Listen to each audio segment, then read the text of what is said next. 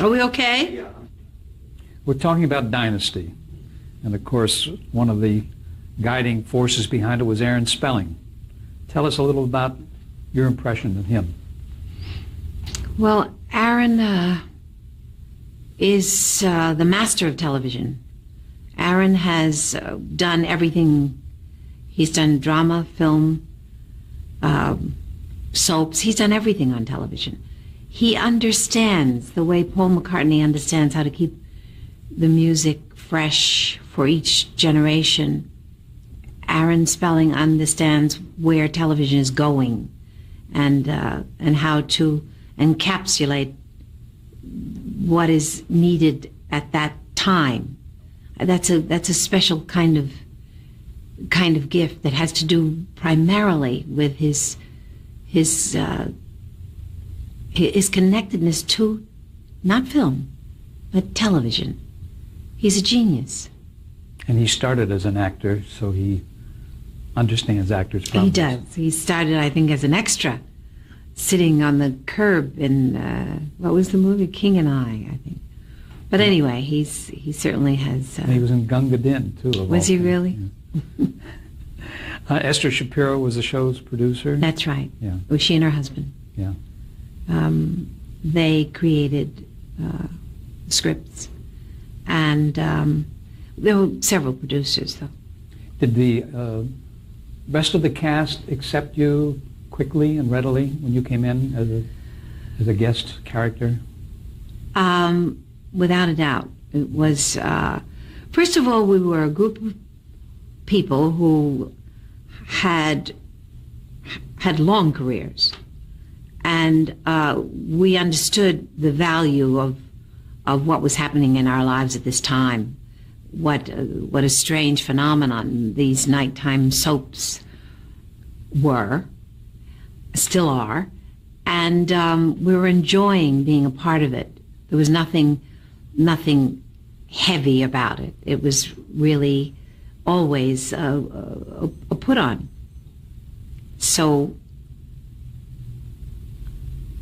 the show having that kind of international success, I mean, the world responded to Dynasty. It was impossible for me to go to London or Paris or Rome without this recognition about this television show. So, yes, it was a wonderful experience. It was a great experience for you. Yes.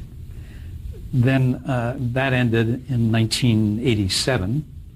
Was it that your part was over? I mean, was it written out, or? I would say we got a little soppy with it, yes, and we were all kind of getting a little weary. We didn't quite know what to do with her. That happens. Mm-hmm. Then you went on to more television specials, which I won't even take the time to enumerate, but there was one very important one in 1990 that you did. It was Sammy Davis Jr.'s 60th anniversary. You remember that? Yes.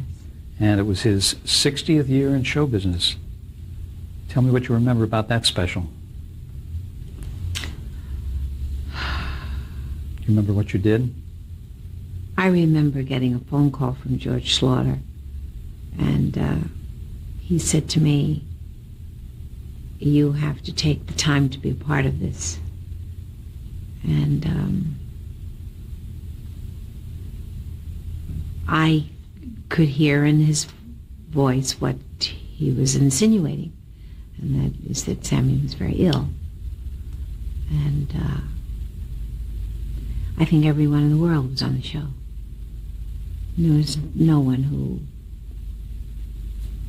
was asked who was not there, and they came from all over the world. Do you remember some of the names? Oh, Frank Sinatra, Goldie Hawn, Gregory Hines. The moment with Gregory Hines is something that no one will ever forget. I was there because Sammy was not supposed to dance. Sammy was not supposed to do anything. And I think someone in his group, perhaps his wife, brought his tap shoes, and Gregory sort of challenged him on the side. And Sammy put on his tap shoes and he danced with Gregory Hines. And we all knew that he had recently been released from the hospital. So those are moments that only television can do. Yeah. From television, you once again went back to the stage. You did Sunset Boulevard, playing Norma Desmond. That was in the Toronto production. In the Canadian production of Sunset Boulevard, I played Norma Desmond. That took 2 years of my life, and it was a dream come true. But again, going to a role that you really haven't lived yourself. I mean, that character is so far afield, isn't it, from what you had done before? Not really. Okay. I knew Norma very well. The only difference between Norma Desmond and myself, I think, is that I handle adversity and difficulty differently.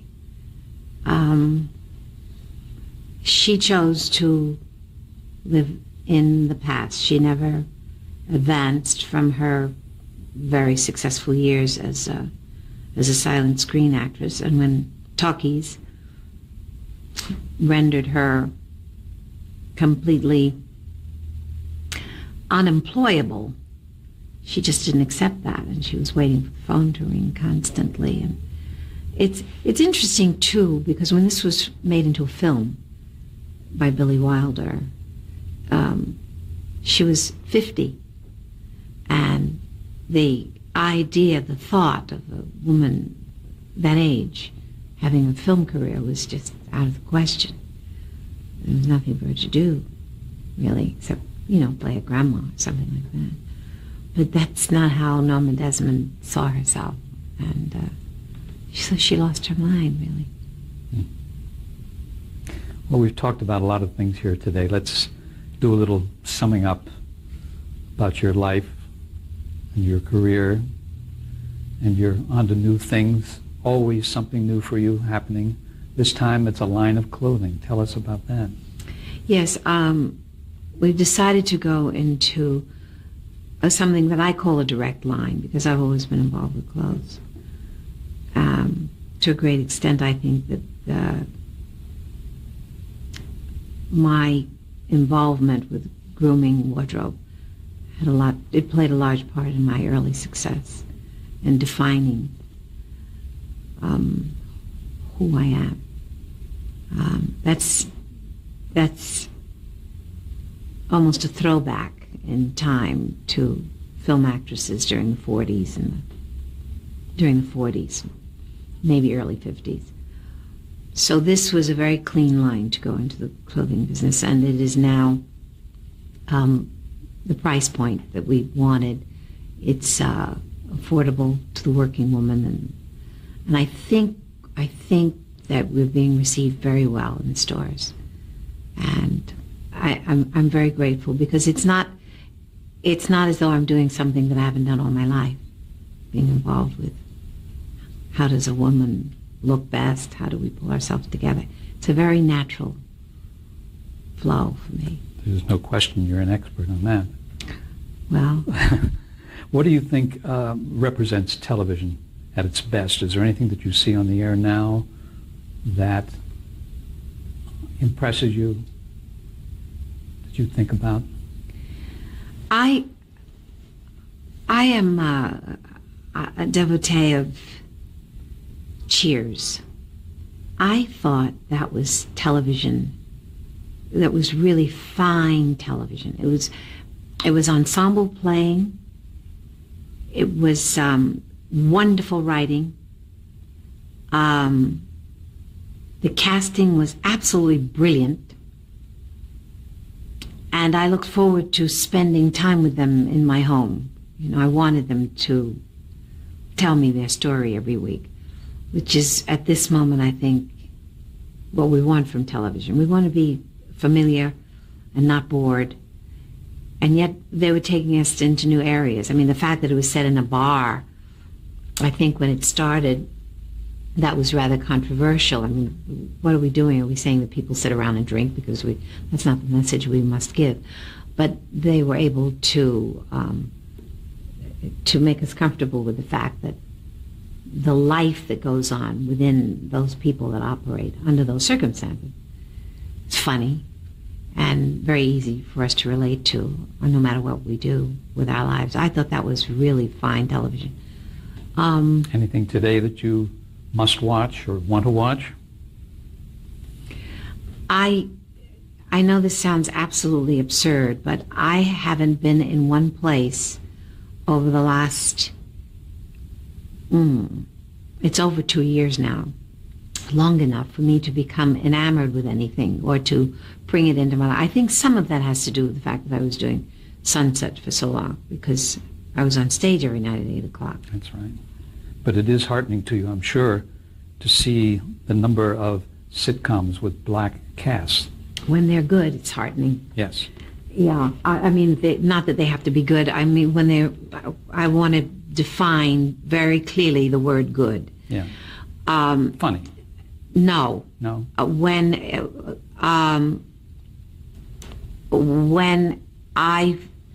the responsibility of that box sitting in our homes is not something that any of us can walk away from, because the young person that is sitting there, we are helping to put their thought process together about many areas of their lives.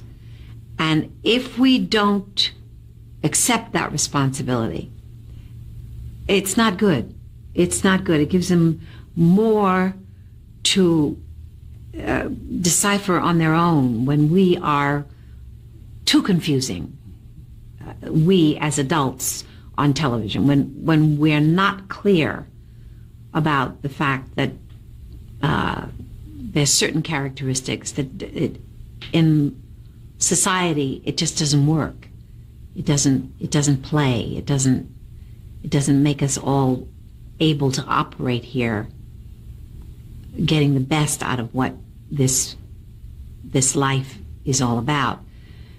And I don't want to become a cliche about it, but maybe I am. So what do you want from me? I'm not a young person. I'm saying that there are some responsibilities that I see that I want us to always remember. We can't walk away from those responsibilities because we're being watched, and whether we like it or not, we are role models. She is right that those people are considered role models. Along that line, do you think that the black community has been presented properly? I mean, during this time? I mean, is there a better depiction of the black community now than, let's say, well, we know better than it was 20 or 30 years ago, but is it a real depiction, or again, are we into make-believe? Well, television has the right to be make-believe, and I think that the depiction of blacks and whites at this moment is at an all-time low. Whatever it is that has made us this fast food community, I think we're coming out of it. It feels as though we're coming out of our slump as human beings. But I don't know, because this is really perceived as the era of the comic dominating the television scene. The television message, the television persona is predominantly has come in the last few years from the stand-up comic. So you know, that's a dangerous area, because while it works very often in a nightclub, it may not be appropriate for television. So our concern with what it is, the message that I have, and I hate the word message, but is that our concern with our responsibility as adults who are involved in the business of making money and running a business, but also involved in the business of creating minds, I think we have to go back and address that a little more seriously. And more responsibility has to be taken. Absolutely. Yeah, you're absolutely right. How do you envision television in the 21st century? I mean, will the sound bites be cut down to one word, and will the talk shows predominate, or do you think we will have that change that you're talking about? Well, it would be really great if we could just take talk shows off the air for a while and just start all over again and rethink this thing, because it is so lucrative that we've all lost our perspective. And everyone trying to get their 15 minutes as a celebrity. And doing well at that. I mean, there are few things that are on the air that are so harmful to us in terms of forming character and making responsible people that, and I know they're successful, and I know the numbers are high, and I know they have an audience, but I mean, I know I see once in a while a talk show where there is a black man who has two girlfriends, or he's having a romance with a girl and her sister, and I'm sure that is not in anyone's mind the kind of depiction of the black community that you want to have. Of course, the white community does it as well, but the talk shows seem to exploit, I think, people, white and black. You can be more definite. They don't seem to exploit. They exploit the ignorant. Yeah. And they give them their moment in the sun. And these are people with personality problems, morality problems that we don't really need to be exposed. They're having enough trouble trying to run their lives. It's not as though we need to have them on our television set with our children watching them. Good point. How would you like to be remembered?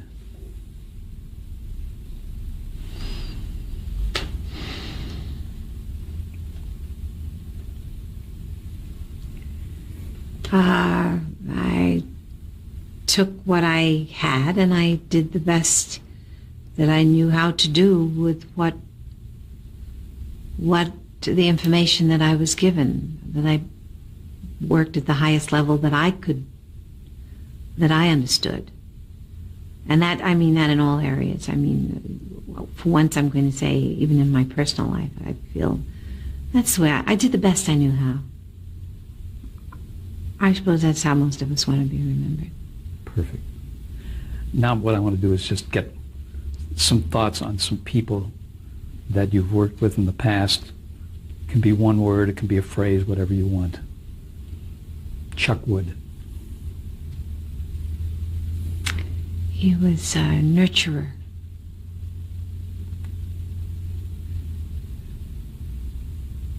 Arthur Godfrey. He was a character. Truman Capote. A genius, a tortured genius. Harold Arlen.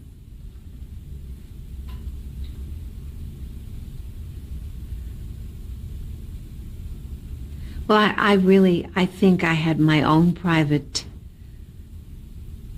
love affair with Harold Arlen. It was summer and winter. I think just walking down the street with him, I felt as though I was extremely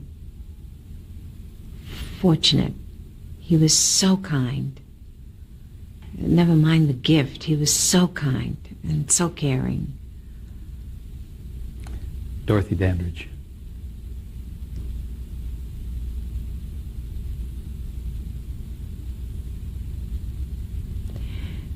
Always with Dorothy, the first word that comes to mind is beautiful. She was incredibly beautiful. But the next word that comes to mind is sadness, because she was very, very sad. Pearl Bailey.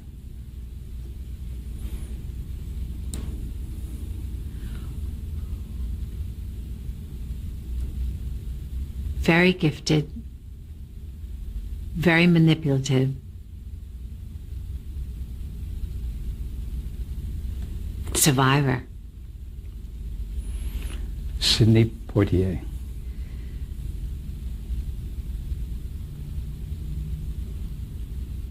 Well, I love Sidney in a way that I think almost all of us have grown to love Sidney. Sidney had such a weight to carry, being the first black actor to achieve what he did in this town. And I love the way he's done it, the dignity with which he's done it, and the way he's aging gracefully and maintaining it for all the world to see. Andy Williams. Please take this time to tell me your thoughts on these different people in the comments below. Well, Andy and I never really got to know each other that well, but I do like Andy as a man very much. And he said the definitive thing about why so many people in my profession do not ski or golf, or he said, I asked him if he was joining all of these people who were having dinner with him. I said, are you going skiing tomorrow? He said, no. And I said, why? He said, because I don't do anything that I have to suit up. And I said, Andy, that's exactly why I'm not going. He said, Diane, if anybody says to me, buy this because you have to wear it to relax, I'm not going to buy it. I said, you're absolutely right. That's probably why I will never play golf and I will never ski. Bill Cosby.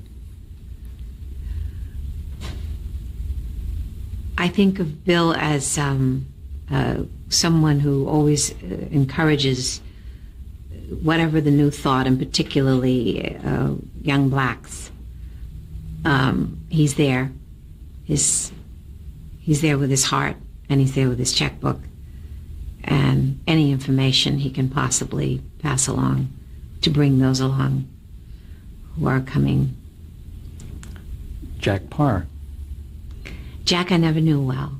We never really knew each other, but I think he's a brilliant talent and absolutely set a style for television that we are still embracing. Judy Garland.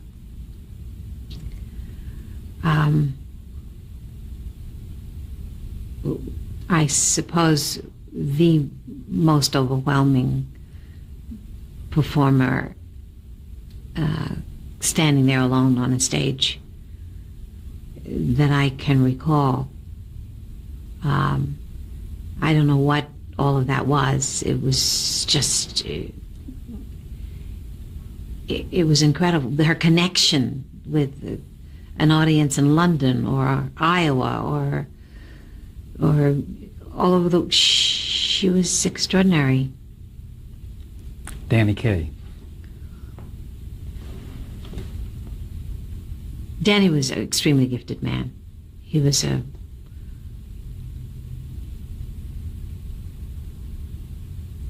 funny man, and this was a hard career because was he going to be a leading man? Was he going to be what was he going to be? But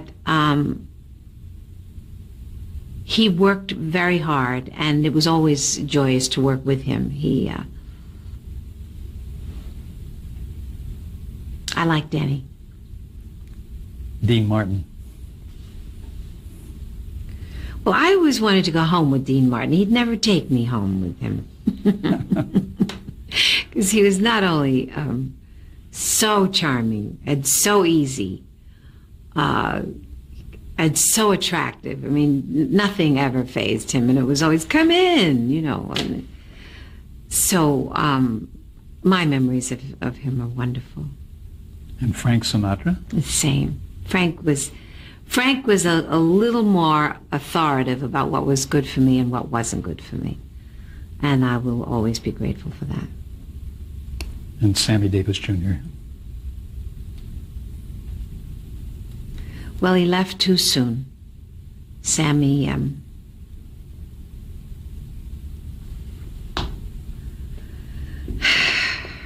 what did he say? If I had known I was going to live this long, I would have taken better care of myself.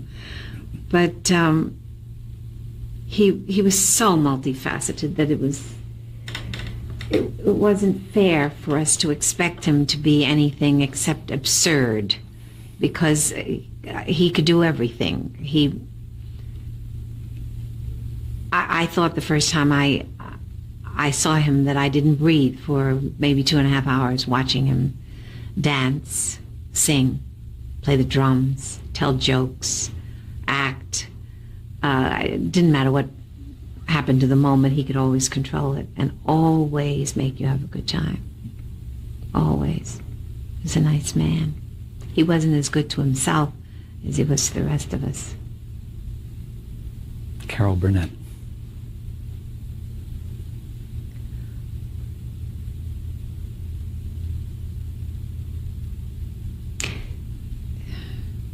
I'm not going to address her talent, because it's that goes without saying. But she's one of the few people that will let you know that she cares. Women that will let you know that she cares about you.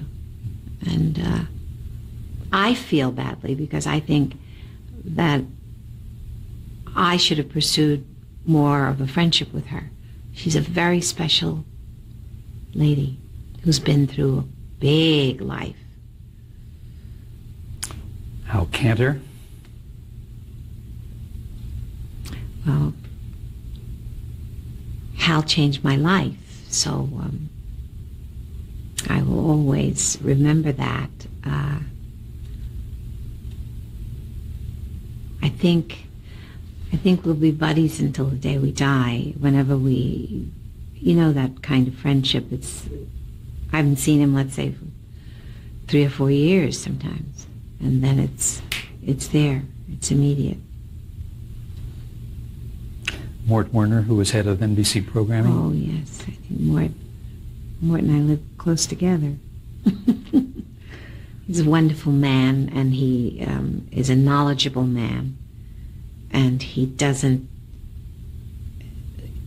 want to intimidate you with that knowledge. Bob Hope. I've worked with him several times, and I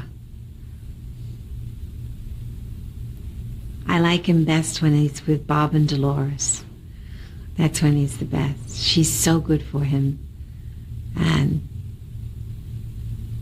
I just like being in their presence. Tony Sharmely. Oh my God. He directed one of your TV specials. Yes, you're going back a long way. Tony's a very gifted man. I think one of the best choreographers we ever had. Flip Wilson.